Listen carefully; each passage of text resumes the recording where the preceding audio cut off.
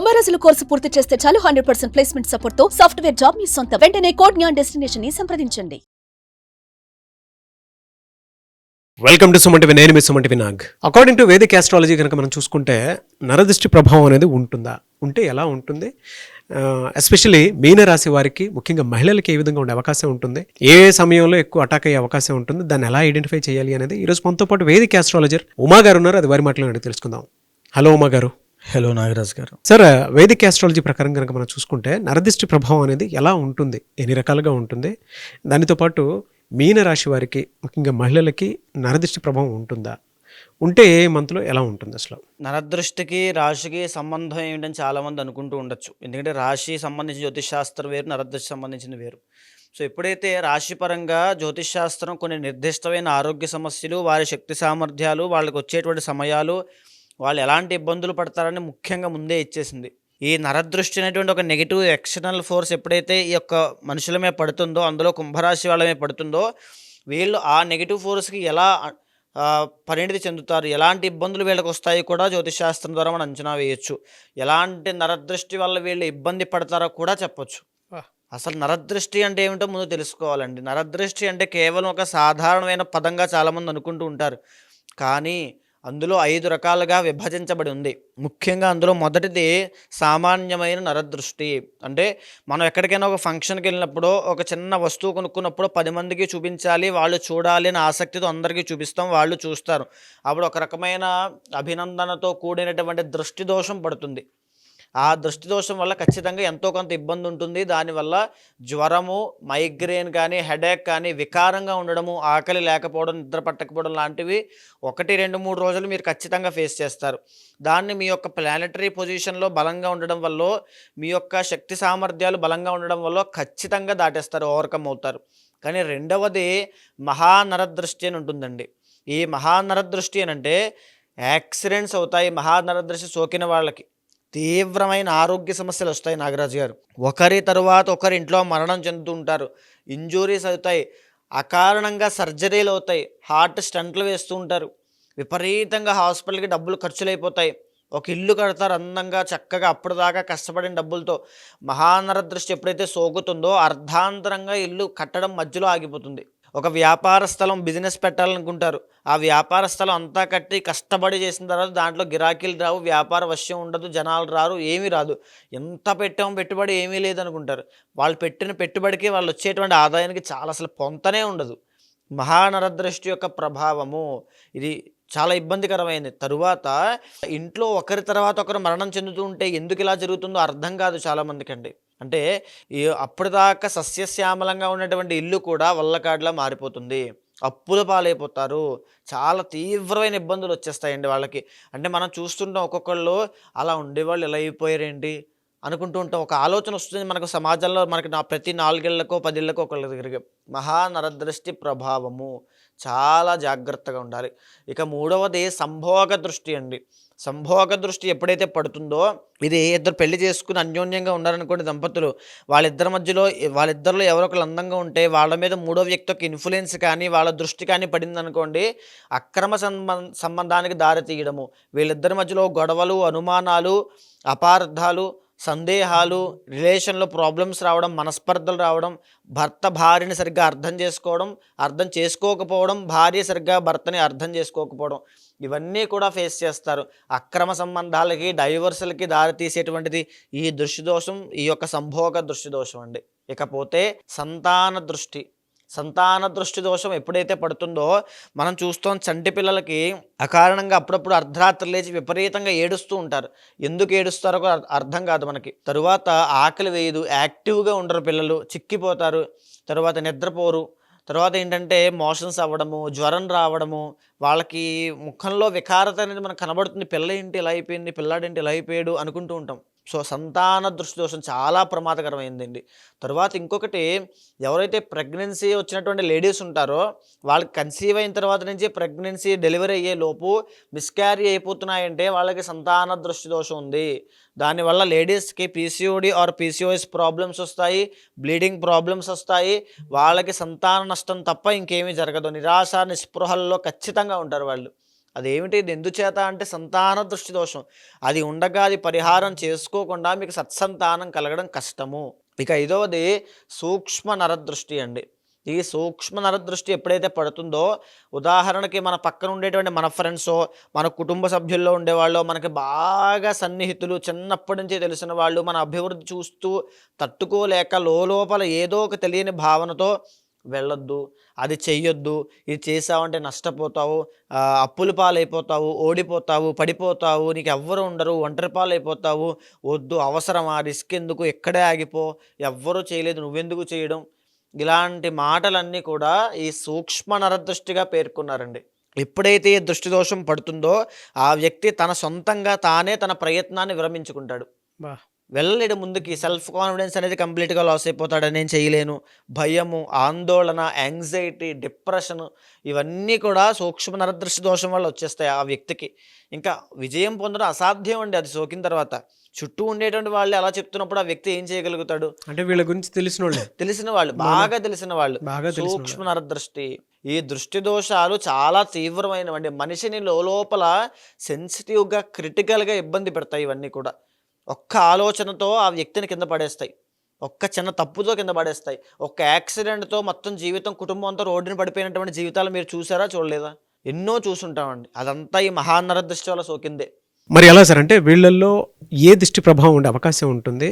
అంటే ఈ 5 ఉన్నాయి కదా, వీటిలో ఏది ఎక్కువ ఉండే అవకాశం ఉంటుంది? అంటే ఇప్పుడు మనం మాట్లాడుకునేటువంటి 5 దృష్టి ప్రభావములు ఈ మీనరాశి వాళ్ళలో ముఖ్యంగా వచ్చేటువంటిది సూక్ష్మ నరదృష్టి ప్రభావం అండి.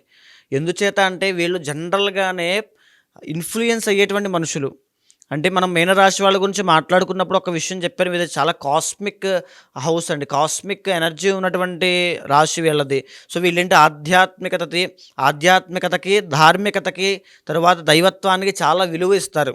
సో వీళ్ళు ఏంటంటే దేన్ని ఇప్పుడు చాలామంది చూసుకుంటే డబ్బులు, పేరు, ప్రఖ్యాతి వీళ్ళు కావాలనుకుంటారు, కానీ మీనరాశి వాళ్ళు అలా కోరుకోరండి. సో అంతా దైవానుగ్రహమే అని కోరుకుంటారు.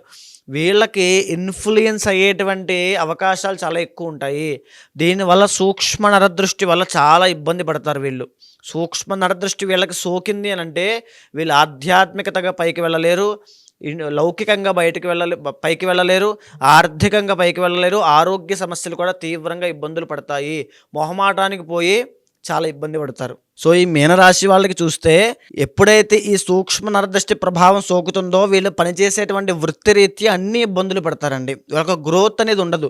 వీళ్ళు కష్టపడి ఎదగాలి, రిస్క్ తీసుకుని నేను సాధించాలని కోరిక, ఆ టాలెంట్, ఆ పొటెన్షియల్ వీళ్ళకి ఉంటుంది.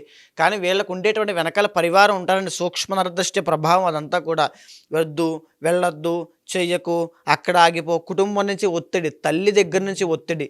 మీరు బాగా గమనించండి మీనరాశి వాళ్ళు, మీరు ఆత్మవిమర్శ చేసుకోండి. తల్లి దగ్గర నుంచి వచ్చేటువంటి సలహాలు, ఆలోచనలు, వాళ్ళ యొక్క థాట్ ప్రాసెస్ మీకు కాస్త వ్యతిరేకంగా ఉంటాయి. అది ఎందుచేత అంటే మాతృమూర్తే నమస్కారం, కానీ కాస్త ఇబ్బందులు అనేటువంటి జ్యోతిష్ శాస్త్రంలో మీనరాశి వాళ్ళకి చూపించబడింది. ఈ సూక్ష్మ నరదృష్టి ప్రభావం మీకు సోకిందా, అక్కడితో ఆ మాటలతో అక్కడే ఆగిపోతారు. మీ జీవితంలో విజయం అనేటువంటిది సాధించలేరు, డబ్బు అనేటువంటిది సాధించలేరు. బాగా గుర్తుపెట్టుకోండి. దీంతో పాటు మీనరాశి వాళ్ళకి ఇబ్బంది పెట్టేటువంటిది డబ్బులు నిలబడకపోవడము. ఇప్పుడు నేను చెప్పే మాట వాళ్ళకి బాగా అర్థమవుతుందండి. మీనరాశి వాళ్ళకి డబ్బులు నిలబడవు ఈ సూక్ష్మ నరదృష్టి ప్రభావం వల్లనే. వాళ్ళ మొహమాటము చాలా ఎక్కువ, అడిగితే డబ్బులు ఇచ్చేసేటువంటిది. వీళ్ళని మోసం చేస్తారని చాలామంది, వీళ్ళని నమ్మించి మోసం చేస్తారు, వాడుకుని వదిలేస్తారు. మీనరాశి వాళ్ళు ఇలాంటి ఇబ్బందులని పడ్డారు కూడా. అదేవిధంగా ఈ డైజెషన్ ప్రాబ్లమ్స్ అవ్వచ్చు ఈ నరదృష్టి ప్రభావం వల్ల, తర్వాత రెస్పిరేటరీ ప్రాబ్లమ్స్ అవ్వచ్చు, ఎసిడిటీ అవ్వచ్చు, గ్యాస్ట్రిక్ ట్రబుల్ అవ్వచ్చు. ముఖ్యంగా చెప్తున్నానండి, పాదాలకి సంబంధించినటువంటి ఇబ్బందులు, ఏదైతే కాళ్ళు, పాదాలు, నరాలు ఉంటాయో, సయాటికా, స్పాండిలైటిస్, లేకపోతే నడుము నొప్పులు, ఇవన్నీ కూడా మీనరాశి వాళ్ళకి, స్త్రీలకి ఎస్పెషల్గా రాబోతున్నాయి, వచ్చాయి కూడా. అంతటి తీవ్రమైన ఇబ్బందులు. వీళ్ళకి ఏదో ఒక చిన్నది ఆరోగ్య సమస్య వచ్చిపోయేటువంటిది ఉండదండి. దీర్ఘకాలిక ఆరోగ్య సమస్యల వల్ల ఎఫెక్ట్ అవుతారు. నిరంతరము మెడికేషన్ వాడుకుంటూ ఉండాల్సిందే, హాస్పిటల్కి వెళ్ళాల్సిందే, దాని గురించి జాగ్రత్త తీసుకోవాల్సిందే. అలాంటి ఆరోగ్య సమస్యలు వీళ్ళకి నరదృష్టి ప్రభావం వల్ల రాబోతున్నాయి. మీ జీవితంలో మీరు ఎన్నో త్యాగం చేయాల్సి వస్తుంది ఈ నరదృష్టి ప్రభావం వల్ల. ఎక్కడ ఎవరు ఏమనుకుంటారనేటువంటి ఇన్ఫ్లుయెన్స్, అదే సూక్ష్మ నరదృష్టి. ఆ ప్రభావం వల్ల మీ జీవితంలో మీ సౌఖ్యాన్ని త్యాగం చేస్తారు, మీ డబ్బును త్యాగం చేస్తారు, మీ ఇంటిని త్యాగం చేస్తారు, మీ క్యారెక్టర్ని కూడా త్యాగం చేయాల్సిన పరిస్థితి వస్తుంది. నెట్ట నిలువుగా అన్నీ కోల్పోతారు. ఓకే. ఏ మంత్ నుంచి ఏ మంత్ వరకు ఉంటుంది సార్ ఇది ఓవరాల్గా? బాగా గుర్తుపెట్టుకోండి, ఈ 2025వ సంవత్సరంలో నాగరాజు గారు మార్చి నెల వీళ్ళకి విపరీతమైన కష్టాలు తీసుకొచ్చి రాబోతోంది. మార్చి నెలలో వీళ్ళు జాగ్రత్తగా ఉండకపోతే, ఈ సూక్ష్మ నరదృష్టి కనుక పరిహారం చేసుకోకపోతే ఖచ్చితంగా తీవ్రమైన ఇబ్బందులు పడతారు. ఓకే. వీళ్ళకి ఆరోగ్య సమస్యలు రాబోతున్నాయండి. చాలా తీవ్రమైన ఆరోగ్య సమస్యలు రాబోతున్నాయి. ఎప్పుడూ హాస్పిటల్కి వెళ్ళని వాళ్ళు కూడా ఈ 2025 మార్చ్ ఏప్రిల్లో హాస్పిటల్కి వెళ్తారు ఖచ్చితంగా. ఇక్కడి నుంచి పొట్టకు సంబంధించినవి, సంతానపరమైన ఆరోగ్య సమస్యలకు సంబంధించినవి, మోకాళ్ళకి సంబంధించినవి, కాళ్ళకి సంబంధించినవి, ఎస్పెషల్గా పాదాలకు సంబంధించినటువంటి ఆరోగ్య సమస్యల వల్ల మీరు చికిత్స చేయించుకుని ట్రీట్మెంట్ తీసుకోవాల్సిన అవసరం రాబోతోంది. ఓకే. అంతటి ఇబ్బందులు ఈ మీనరాశి వాళ్ళు పడబోతున్నారండి. శుభకార్యాలు ఆగిపోయేటువంటి అవకాశాలు ఉంటాయి. మధ్యలో అర్ధాంతరంగా ఆగిపోవడం, ఎంగేజ్మెంట్ దాకా వచ్చి ఆగిపోవడం, 10 మంది ఆ నరదృష్టి దోషం పడినప్పుడు రూపాయి కూడా చేతిలో లేకపోవడము. డిసెంబర్ వరకు దీని ఎఫెక్ట్ ఉంటుంది ఖచ్చితంగా అండి. పరిహారం చేసేంత వరకు డిసెంబర్ దాటిన తరువాత కూడా ఉంటుంది నాగరాజు గారు. ఎలా సార్ మరి? అంటే దీనికి పరిహారం ఏమైనా ఉందా? ప్రత్యంగిర హోమం అండి. ప్రత్యంగిర హోమం చెయ్యాలి. శివుడికి మహాలింగార్చన అని ఉంటుంది, అది చెయ్యాలి స్వయంగా. మహాలింగార్చన ఎప్పుడైతే చేస్తారో, ప్రత్యంగిర ఎప్పుడైతే చేస్తారో, ఎంతటి దృష్టి దోషమైనా, ప్లానెటరీ కాంబినేషన్స్లో ఎంతటి దోషం ఉన్నా రెండూ పోతాయి. మార్చి నెలలో పడేటువంటి ఇబ్బంది నుంచి బయటపడతారు. అది చెప్పాలంటే ఒక గండం లాంటిది. ఆ గండం గట్టెక్కితే చాలండి, అలాంటి ఇబ్బంది రాబోతుంది. షష్టగ్రహ కూటమి యొక్క ఎఫెక్ట్ వల్ల అవ్వచ్చు, ప్లానెటరీ కాంబినేషన్స్ వల్ల అవ్వచ్చు, ఈ నరదృష్టి ప్రభావం వల్ల అవ్వచ్చు. ఖచ్చితంగా ఇబ్బందులనే ఫేస్ చేస్తారు. మీరు ఏమి కొన్నా, ఏమి కొత్తవి తీసుకున్నా బయటకు ఎక్స్పోజ్ అవ్వద్దు. ప్రస్తుతం ఇబ్బంది పడేటువంటి రాశుల్లో మీనరాశి అత్యంత ఫస్ట్లో ఉందండి. అందరికంటే ఇబ్బంది పడేది మీనరాశి ఇప్పుడు. సో వెంటనే ప్రత్యంగిర హోమం చేసుకోవాల్సిందే. ఖచ్చితంగా పరిహారము చెయ్యనిదే ఆ దోషం పోదు. ఆ నెగిటివ్ ఆరా డెవలప్ అవుతుంటుంది తప్ప దానికి ఏ రకమైన మార్పు ఉండదు. ఇంకా డెవలప్ అయిపోతుంది. ఆ తరువాత దానివల్ల వచ్చేటువంటి ఎఫెక్ట్స్ పెరిగిపోతాయి, దానివల్ల వచ్చేటువంటి దోషం పెరిగిపోతుంది. సో మీరు మీనరాశి వాళ్ళు ఉదయమే బ్రహ్మ ముహూర్తంలో లేచి తప్పకుండా శివనామస్మరణ కానీ, లేకపోతే విష్ణునామస్మరణ ఒక్క మంత్రం చెప్తానండి. ఓం నమో నారాయణాయ అనేటువంటి మంత్రాన్ని బ్రహ్మ ముహూర్తంలో లేచి ప్రతిరోజు సహస్రము అంటే 1000 సార్లు జపం చేయండి. మానకుండా 48 రోజులు చెయ్యాలి. చెయ్యలేకపోతున్నాను, లేవలేకపోతున్నాను, బద్ధకము, పని కుదరట్లేదు అనేటువంటి ఆలోచన వస్తుంది అని అంటే, దేవుడి మీద, భగవంతుడి మీద ఆసక్తి కుదరట్లేదు అని అంటే నరదృష్టి ప్రభావం వల్లనే. ఖచ్చితంగా వెంటనే మహాప్రత్యంగిర హోమము, మహాలింగార్చన చేయించండి.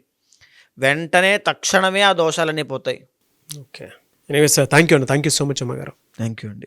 ఎవరికి వారికి సంబంధించినటువంటి వాటిలో కనుక మనం చూస్తే వ్యక్తిగత జాతకం ప్రకారం ఒక్కొక్కరికి ఒక్కొక్క దోషాలు అవి ఉంటూ ఉంటాయి. జనరల్గా మీ దగ్గరకు వచ్చి ఏదైనా యజ్ఞాలు, యాగాలు, హోమాలు చేయించుకుందాం అనుకున్నటువంటి వాళ్ళు ఉంటారు. పెళ్లిళ్ళకు ముహూర్తం పెట్టించుకోవాలి అనుకున్నటువంటి వాళ్ళు ఉంటారు. దాంతోపాటు కొంతమంది అన్నప్రాసన వాటికి సంబంధించింది కూడా ఉంటుంది. కొన్ని యజ్ఞాలు, యాగాలు, హోమాలు. సో వాళ్ళ బిలీఫ్ సిస్టమ్ ప్రకారం మిమ్మల్ని అప్రోచ్ అవుదాం అనుకుంటారు. అది ఏ రాశి వారైనా సరే, నక్షత్రం వారైనా సరే. వాళ్ళకి మీరు టైం ఇస్తారా? అపాయింట్మెంట్ తీసుకోవచ్చా? ప్రాసెస్ ఏంటి? తప్పకుండా అండి.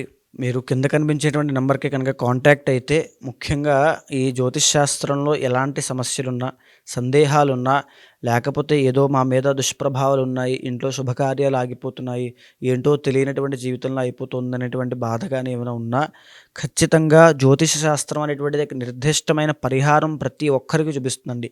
ఆస్ట్రాలజీ అనేటువంటిది ఒక ఆయుధం లాంటిది మన భారతదేశంలో. ఇది వెస్ట్రన్ కల్చర్లో కూడా అలవాటైందంటే దీని యొక్క పవర్ ఏంటో ఆలోచించవచ్చు. సో ఆస్ట్రాలజీ ద్వారా ప్రతి మనిషిని ప్రిడిక్ట్ చేయొచ్చు. ఆ వ్యక్తికి ఎప్పుడు ఎలాంటి సమయాల్లో ఎలాంటి జాగ్రత్తలు తీసుకోవాలో తెలుసుకోవచ్చు. ఎలాంటి ఆరోగ్య సమస్యల విషయంలో జాగ్రత్త ఉండాలి, ఎలాంటి వృత్తి వ్యాపారంలో సక్సెస్ అవుతాడు, ఎలాంటి సమయంలో పెట్టుబడి పెట్టాలి, స్టాక్ మార్కెట్ అవ్వచ్చు, లేకపోతే ఇన్వెస్ట్మెంట్స్ అవ్వచ్చు, గోల్డ్ అవ్వచ్చు, ప్రతి దాని విషయం గురించి ఈ ఆస్ట్రాలజీ చాలా కూలంకషంగా డీప్గా చెప్పింది. కాబట్టి దీన్ని అర్థం చేసుకునే విధానంలో తప్పకుండా అప్రోచ్ అవ్వచ్చు. ఖచ్చితంగా ఆ ముహూర్తాలకైనా సరే, యజ్ఞ యాగాదులకైనా, ఏ పూజా కార్యక్రమానికైనా తప్పకుండా అపాయింట్మెంట్ తీసుకోండి. కన్సల్ట్ అవుతాను, ఖచ్చితంగా చేపిస్తాను. డెఫినెట్గా.